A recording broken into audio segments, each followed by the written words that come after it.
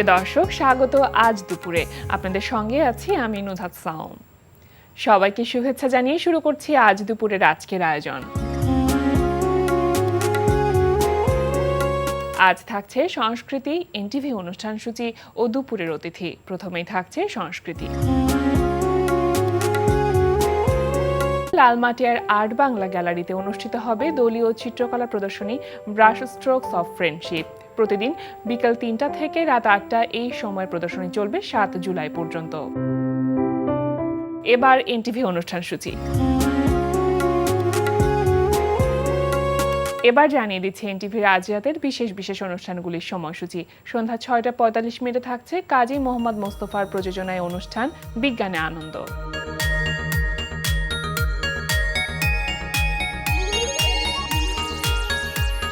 রাত ৮টা ২০ মিনিটে থাকছে মারুফ রেহমানের পরিচালনায় ধারাবাহিক নাটক প্রবাসী পরিবার। জামাই একটা কথা কই।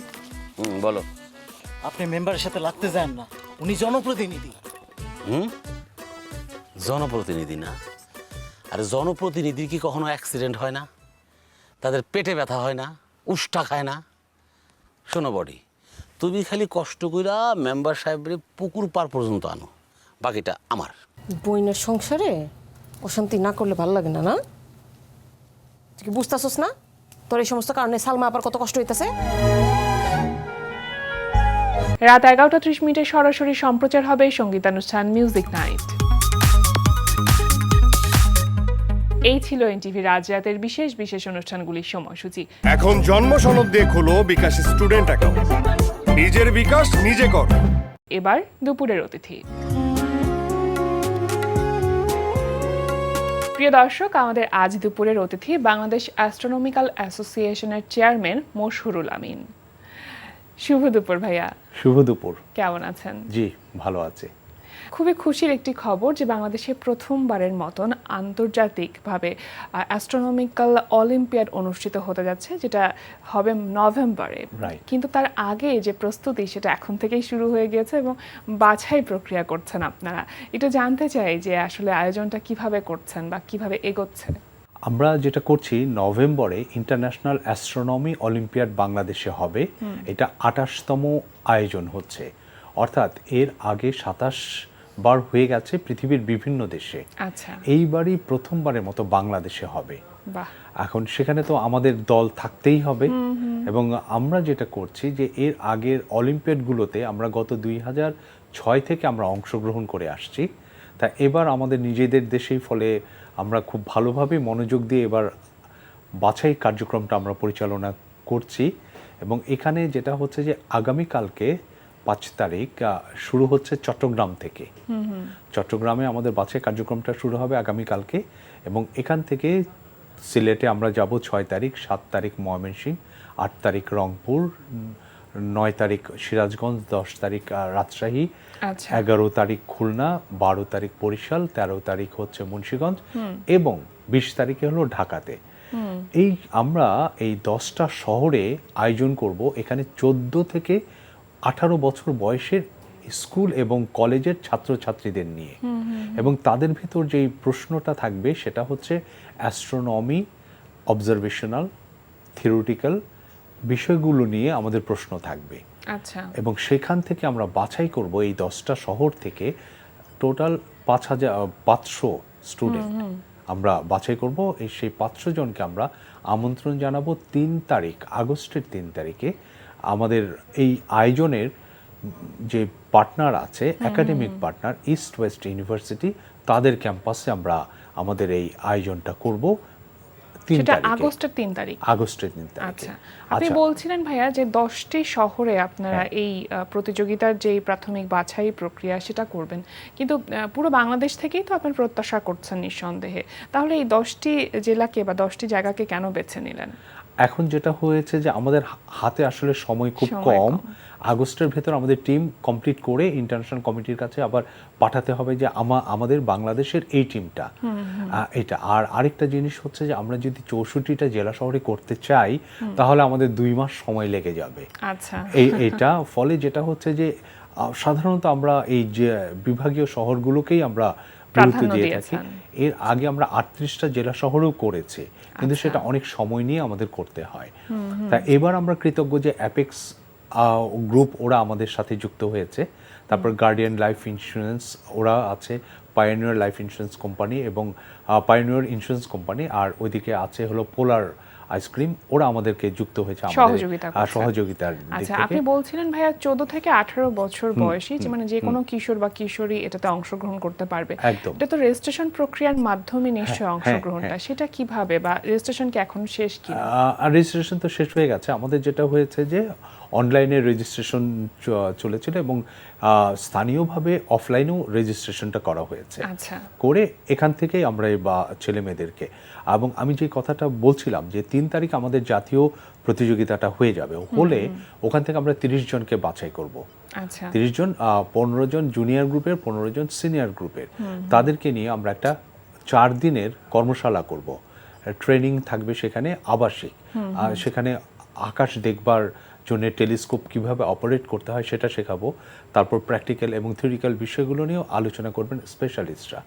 এবং করবার পরে যেটা হবে যে আমরা একটা সর্বশেষ একটা মূল্যায়ন পরীক্ষা নেব তাদের মধ্যে, এবং সেখান থেকে সেরা 5 জনকে আমরা বাছাই করব, যারা কিনা এই নভেম্বরে হতে যাওয়া আমাদের বাংলাদেশের প্রতিনিধিত্ব করবে যে ইন্টারন্যাশনাল অ্যাস্ট্রোনমি অলিম্পিয়াডে, 28তম অ্যাস্ট্রোনমি অলিম্পিয়াডে বাংলাদেশের প্রতিনিধিত্ব করবে সেই 5 জন।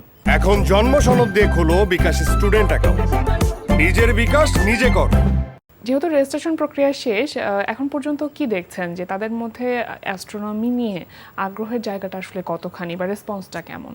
এটা যেহেতু স্কুল কলেজে ওভাবে পড়ানো হয় না, হ্যাঁ, ফলে যেটা হচ্ছে যে এইটার প্রতি কিন্তু আলাদা একটা আকর্ষণ কাজ করে কখন, যখন দেখা যায় সূর্যগ্রহণ হচ্ছে, ধূমকেতু আসছে, অথবা উল্কাপাত হচ্ছে, অথবা ট্রানজিট হচ্ছে, জি। এমন সব ঘটনা যখন ঘটে, তখন কিন্তু শুধু ছাত্রছাত্রী না, সাধারণ মানুষ সবাই খুব আগ্রহী হয়ে থাকে। ঠিক একইভাবে অ্যাস্ট্রোনমি অলিম্পিয়াডেও কিন্তু সেই আগ্রহটা বরাবরই আছে সবার ভেতরে, এবং আমরা যেটা আমাদেরকে নির্দিষ্ট করে দিতে হয়েছে যে আমরা আসলে এই সংখ্যার বাইরে আমরা অংশগ্রহণকারী নিতে পারবো না, কেন স্থানীয়ভাবে আমাদের সেই পরীক্ষা নেবার ব্যবস্থা করতে হবে, ভলেন্টিয়ার, খাতা দেখা, একদিনে সব প্রোগ্রামটা আমাদের কমপ্লিট করে ফেলতে হবে, অনেক কাজ থাকবে অনেক একদিনে। কাজ থাকবে। ফলে যেটা হচ্ছে যে আগ্রহী আছে এবং দিনে দিনে বাড়ছে, এবং এখন ভালো একটা আমাদের বাংলাদেশের জন্য খুব পজিটিভ জিনিস আমি মনে করি যে আমাদের নভ থিয়েটার আছে, আমাদের সায়েন্স মিউজিয়াম আছে, তারা কিন্তু খুব ভালোভাবে কাজ করে যাচ্ছেন তাদের জায়গাগুলোর থেকে। আচ্ছা। এবং ইতিমধ্যে রাজশাহীতে নভ থিয়েটার হয়েছে, ঢাকাতে তো আছেই, এবং বরিশালেও হচ্ছে, আরও অনেকগুলো জায়গাতে তারা করছেন, এবং সায়েন্স মিউজিয়ামে ঘুরে ঘুরে বিভিন্ন জায়গায় প্রোগ্রাম করছেন। ফলে এই সমন্বিত কাজের মধ্য দিয়ে যেটা হচ্ছে যে অ্যাস্ট্রোনমি বিষয়ে আসলেই মানুষ অনেক আগ্রহী হয়ে উঠেছে, অনেক অনেক। আচ্ছা, আপনি বলছিলেন যে 1 ঘন্টার একটি পরীক্ষা হবে, প্রাথমিক বাছাই প্রক্রিয়ার যেদিন থাকবে, তো সেদিন 1 ঘন্টা পরীক্ষা ছাড়াও কি অন্যান্য আর কোনো আয়োজন থাকবে? থাকবে। পরীক্ষাটা 11টা শেষ হয়ে যাবে, 10টা থেকে 11টা, আর তার আগে তো রিপোর্টিং থাকবে, জাতীয় সঙ্গীতের মধ্য দিয়ে আমাদের প্রোগ্রামটা শুরু হয়ে যাবে। এবং যেটা হবে যে সেই 1 ঘন্টা পরীক্ষার পর প্রফেসর আমাদের আরিফ আসগর সাহেব, উনি বিজ্ঞান নিয়ে একটা লেকচার দেবেন, আচ্ছা। পাশাপাশি উনি একটা পাপেট শো পরিচালনা করবেন, উনি ম্যাজিশিয়ানও একই সঙ্গে। বাহ। হ্যাঁ, তারপর যেটা থাকবে ছেলে মেয়েদের, ছাত্রছাত্রীদের জন্য রকেটের মডেল থাকবে, যেটা ওরা বানাবে। এরপর দুপুরে খাবারের একটা বিরতি থাকবে, এবং তারপর কালচারাল অনুষ্ঠান হবে, স্থানীয় শিল্পীদের নিয়ে সঙ্গীত আয়োজন থাকবে। এবং এরপরে থাকবে হচ্ছে অলিম্পিয়াডে অংশগ্রহণ করবার জন্য পড়াশোনা, প্রস্তুতি, সব কিছুর জন্য তাদের কি কি বিষয় অনুসরণ করতে হবে সেটা নিয়ে কিছুটা একটা সংক্ষিপ্ত আলোচনা। এবং ততক্ষণে আমাদের ভলেন্টিয়ার গ্রুপ সবার খাতা দেখে রেজাল্ট রেডি করে ফেলবে, ফলাফল তৈরি হয়ে যাবে। তখন ফলাফলটা ঘোষণা করা হবে আনুষ্ঠানিকভাবে ওই বিকেল 3:30 সাড়ে 3টার দিকে। এইভাবে অনুষ্ঠানটা শেষ আচ্ছা, হয়ে যাবে। পরীক্ষায় প্রশ্নপত্র কেমন থাকতে পারে, বা যারা অংশগ্রহণ করবে তাদেরকে right. আসলে প্রস্তুতিটা কিভাবে নিতে হবে সেটা যদি বলেন। এখানে যেটা হচ্ছে যে আমাদের এখানে যেহেতু অ্যাস্ট্রোনমির বই বা অ্যাস্ট্রোনমি পাঠ্যক্রম ওভাবে নেই, ফলে আমরা নির্দিষ্ট করে দিয়েছি কিছু বই, যেমন তারা পরিচিতি, মোহাম্মদ আব্দুল জব্বার, ওনার লেখা তারা পরিচিতি, তারপর ফার্স্ট 3 মিনিটস, আকাশপট, গাণিতিক জ্যোতির্বিজ্ঞান, আবু সালেহ মোহাম্মদ নুরুজ্জামানের লেখা গাণিতিক জ্যোতির্বিজ্ঞান, এই বইগুলো পাশাপাশি প্রথমা প্রকাশিত কিছু বই আছে অ্যাস্ট্রোনমি নিয়ে, তা সেই বইগুলো আমরা বলেছি যে অনুসরণ করতে পড়তে। আর এখানে প্রশ্ন যেগুলো আসে, আমরা যেটা করি সেটা হচ্ছে যে বিভাগীয় বাছাই কার্যক্রমে আমাদের প্রশ্নের প্রধান অংশ থাকে হচ্ছে এমসিকিউ টাইপের, আচ্ছা, যাতে সবাই কিছু না কিছু অ্যান্সার করতে পারে। কিছু থাকে গাণিতিক এবং কিছু সামান্য থাকে আকাশের ওপরে। এখন দেখা যাবে ব্যাপক সংখ্যক ছাত্রছাত্রী হয়তো আকাশের ওপরের এটা পারবে না, বা পারতেও পারে, আমরা আশা করি ওরা যেন পারে। হ্যাঁ, এই কারণে আমরা সব ধরনের পরীক্ষা, সব ধরনের প্রশ্ন রাখি, কিন্তু জাতীয় বাছাই যখন হবে 3 তারিখে, তখন কিন্তু গাণিতিক অংশই বেশি থাকবে। আচ্ছা, কেন? ইন্টারন্যাশনাল অ্যাস্ট্রোনমি অলিম্পিয়াডের প্রশ্ন কিন্তু প্রায় সবগুলো গাণিতিক থাকবে, অবজারভেশনাল থাকবে এবং প্র্যাকটিক্যাল রাউন্ডও থাকবে, 3টা রাউন্ড থাকবে। ফলে সেখানে পড়াশোনা, গাণিতিক দক্ষতা, আকাশের ওপরে চেনার দক্ষতাটা বেশি থাকতে হবে। এই কারণে আমরা ওই 3 তারিখে ওভাবে প্রশ্নটা সেট করব। প্রাথমিক বাছাই কিন্তু অনেকেই আসবে, 500 ছেলে মেয়েকে আমরা বাছাই করে ফেলতে পারবো খুব সহজেই। কিন্তু দেখা যাবে যে 3 তারিখে গিয়ে আমাদের কিন্তু সেই সংখ্যাটা 30-এ নেমে আসবে 500 থেকে, এবং সেখানে কিন্তু মানে খুব গাণিতিক বিষয়গুলো বেশি থাকবে। এরপরে যখন আমাদের ট্রেনিংটা হবে, সেখানে কিন্তু স্পেশালিস্টরা কিন্তু এই ম্যাথামেটিক্স নিয়ে বেশি কথা বলবেন। টেলিস্কোপ কিভাবে অপারেট করতে হয়, আকাশের যে রাইট অ্যাসেনশন, ডিক্লিনেশন, যে কোঅর্ডিনেটগুলো আছে, এই জিনিসগুলো তাদের পরিচিত হতে হবে, এবং সেই অনুযায়ী আকাশের নক্ষত্রগুলোকে খুঁজে বের করা এবং আকাশের নক্ষত্রদের নামগুলো জানা, এই বিষয়গুলো কিন্তু তাদেরকে আমরা সেখানে যতটা সম্ভব 4 দিনে সেই প্রশিক্ষণটা আমরা দেব। মানে আপনারা যে কর্মশালাটা করব 4 দিনের আবাসিক ক্যাম্প, যেটা আমরা বলছি, ওখান থেকে তারপর আমরা পরীক্ষা নিয়ে 5 জন বের হয়ে আসবে। সেই 5 জনকে আমরা তখন অনেক ধরনের বই আমরা দিব, যাতে তারা তাদের বাসায় থেকেই প্রস্তুতি নিতে পারে এবং অনলাইনে আমাদের সাথে নিয়মিত যোগাযোগের মধ্য দিয়ে যেন তারা সেই জিনিসগুলোকে কন্টিনিউ করতে পারে। মানে সেটা যদি আগস্টে হয়, তাহলে আগস্ট থেকে নভেম্বর পর্যন্ত কিন্তু একটা লম্বা সময় পাওয়া যাবে প্রস্তুতির জন্য। সেপ্টেম্বর, অক্টোবর 2 মাস, 2 মাসের ভেতরে যতটা সম্ভব তাদেরকে করা। তবে যেটা হয় যে এখানে বা আমাদের এই অ্যাস্ট্রোনমি, ইন্টারন্যাশনাল অ্যাস্ট্রোনমি অলিম্পিয়াডে আমরা ব্রোঞ্জ মেডেল পেয়েছি, আমরা সম্মাননা পেয়েছি, হ্যাঁ, পদক পেয়েছি, মানে সম্মাননা পদক সেটাও পেয়েছি। কিন্তু যেটা হচ্ছে যে এইখানে বেশিরভাগই কিন্তু আমরা বলবো যে ছাত্রছাত্রীদেরই কৃতিত্ব ভালো রেজাল্ট করবার জন্য। এই কারণেই যে অ্যাস্ট্রোনমি, যেহেতু এখানে কোনো ইনস্টিটিউট নেই, অ্যাস্ট্রোনমির প্রাতিষ্ঠানিক পড়াশোনার বিষয়টা এখানে অনুপস্থিত, ফলে তারপরেও যে আন্তর্জাতিক প্রতিযোগিতায় গিয়ে আমাদের ছাত্রছাত্রীরা ভালো ফলাফল করেছে, এটা কিন্তু তাদের কৃতিত্ব একটা অধিকাংশই বলা যেতে পারে। অবশ্যই অবশ্যই অবশ্যই। কিন্তু এখন আমরা আশা করি যে নভ থিয়েটার, সায়েন্স মিউজিয়াম, ওরা যদি আসে এবং ইউনিভার্সিটিগুলো যদি এগিয়ে আসে, তাহলে কিন্তু এটার একটা প্রাতিষ্ঠানিক, অর্থাৎ একাডেমিক পড়াশোনার একটা সুযোগ, ধারাবাহিক পড়াশোনা। ওই সূর্যগ্রহণ হলো, চন্দ্রগ্রহণ হলো বা উল্কা আসলো, তখন অ্যাস্ট্রোনমিতে আগ্রহী তো সবাই হচ্ছে, কিন্তু এটাকে প্রতিনিয়তই চর্চা করাটা, এটার জন্য আসলে একটা আলাদা মনোযোগ, আলাদা উদ্যোগ দরকার, নিয়মিত চর্চা প্রয়োজন, নিয়মিত চর্চার অবশ্যই যেটা করতে হবে। আচ্ছা, নভেম্বরে যেটা হচ্ছে যে আন্তর্জাতিক অ্যাস্ট্রোনমি অলিম্পিয়াড, সেটার জন্য তো আপনারা প্রস্তুতিটা করছেন এখন থেকে, বা যে 5 জনকে আপনারা পাঠাবেন তাদেরকে একটা কর্মশালার মাধ্যমে তৈরি করার সমস্ত বিষয়। কিন্তু এই 5 জনের পরবর্তীতে আপনাদের সাথে আর কোনো রকম কোনো কাজ থাকবে কিনা, কোনো কার্যক্রম থাকবে? এই 5 জন তো ইন্টারন্যাশনাল অ্যাস্ট্রোনমি অলিম্পিয়াডে অংশগ্রহণ করবে, এবং এখানে যেটা হয় যে ইন্টারন্যাশনাল অ্যাস্ট্রোনমি অলিম্পিয়াডে যারা ভালো রেজাল্ট করে, তাদের জন্য কিন্তু বাইরে পড়াশোনা করবার ক্ষেত্রে স্কলারশিপের কিন্তু খুব সহজেই তারা সুযোগ থাকে। এটা একটা আরেকটা জিনিস আপনি বললেন, আমার এটা আমি মিস করেছি পয়েন্টটা, সেটা হচ্ছে আমাদের অলিম্পিয়াডে অংশগ্রহণকারী যে 30 জন যারা কর্মশালায় থাকবে, তারা যদি মনে করে রাশিয়াতে তারা পড়তে যাবে অ্যাস্ট্রোনমি, অ্যাস্ট্রোফিজিক্স নিয়ে, তাদের থেকে 2 জনকে কিন্তু আমরা পাঠাতে পারবো। এটা রাশিয়ান এমবাসি ওদের সৌজন্যেই ওরাই এটা করবে। ওরা আমাদের এই অনুষ্ঠানের, এই আয়োজনের আমাদের ওরা পার্টনার হিসাবে আছে, এবং এই 30 জনের থেকেই ওরা সাক্ষাৎকার নিয়ে আগ্রহীদের থেকে সাক্ষাৎকার নিয়ে 2 জনকে পাঠিয়ে দিবে যে অ্যাস্ট্রোনমি, অ্যাস্ট্রোফিজিক্সে পড়বার জন্য, অনার্স আচ্ছা। লেভেল অথবা মাস্টার্স লেভেল যেটাই হতে পারে। অ্যাস্ট্রোনমি নিয়ে তার মানে তাদের অনেক বেশি আগ্রহ থাকতে হবে। এছাড়াও Right, আসলে right, একদম। তাদের মধ্যে কি থাকা উচিত বলে মনে করেন যাতে তারা এই অলিম্পিয়াডের জন্য নিজেকে তৈরি করতে পারে বা প্রস্তুত করতে পারে? যেটা থাকতে হবে, অ্যাস্ট্রোনমির প্রতি আগ্রহটাই আগ্রহ। থাকতে হবে সবচাইতে বেশি। আচ্ছা, তাহলে সে এটার ভেতরে এবং ভালো ফলাফল করতে পারবে এবং সে এখানে এটাকে ভবিষ্যতে যদি ক্যারিয়ার হিসেবে ভাবতে পারে। কিন্তু যেটা হচ্ছে বাংলাদেশে সে যদি অ্যাস্ট্রোনমিতে পড়ে, বাংলাদেশে কোথাও পড়তে পারবে না, বাইরে গিয়ে পড়তে হবে এবং বাইরে থেকে পড়াশোনা করে এসে এখানে কিন্তু কোথাও জব পাবে না, কোথাও কিন্তু জব নেই যে একজন অ্যাস্ট্রোনমার হিসেবে, প্রফেশনাল অ্যাস্ট্রোনমার হিসাবে। ফলে তাকে বাইরেই কোথাও কাজ খুঁজে নিতে হবে জি। এবং এটার মার্কেটটা খুব কম। ফলে অ্যাস্ট্রোনমিকে ক্যারিয়ার হিসেবে নিতে চাইবে, এটা আসলে খুবই দুঃসাহসের মতো একটা ব্যাপার। সেক্ষেত্রে হয়তো তাকে বাংলাদেশে থাকা যাবে না, থাকা দেশের যাবে না, বাইরে কাজ করতে হবে। যেমন ডক্টর দীপেন ভট্টাচার্য আছেন, বাংলাদেশের অ্যাস্ট্রোনমার, উনি আমেরিকাতে বসবাস করেন।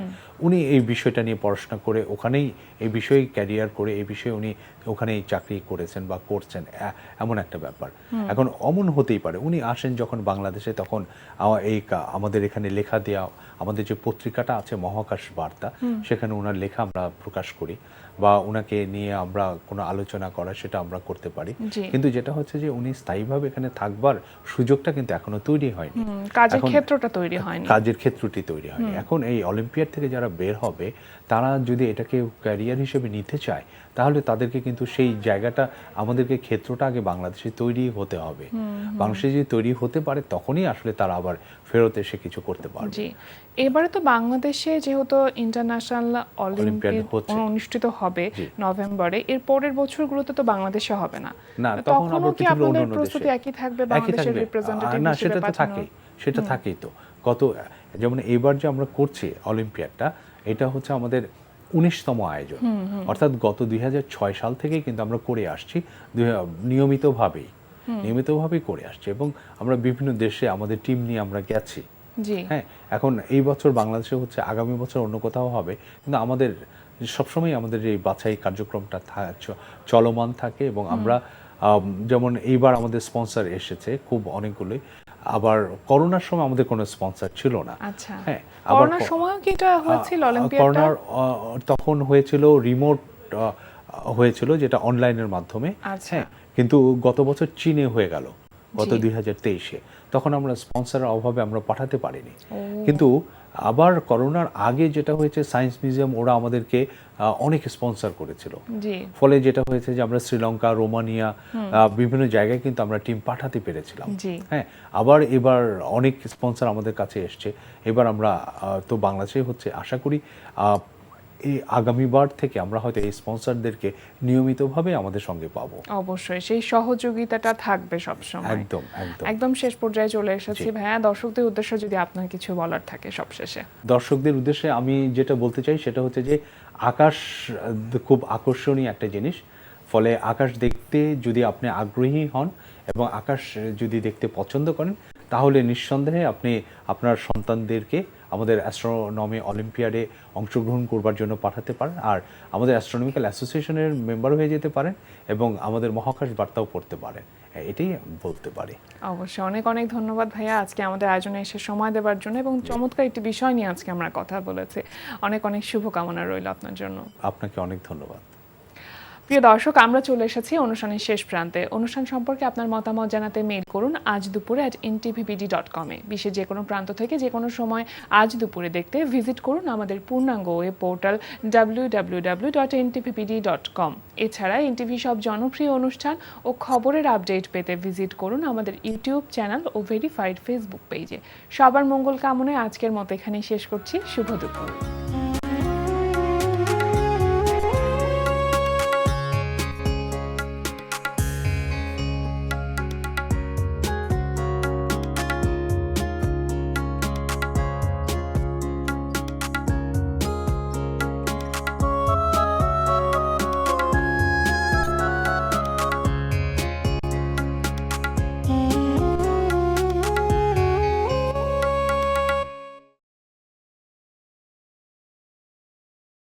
এখন জন্ম সনদ দিয়ে খোলো বিকাশ স্টুডেন্ট অ্যাকাউন্ট। নিজের বিকাশ নিজে কর।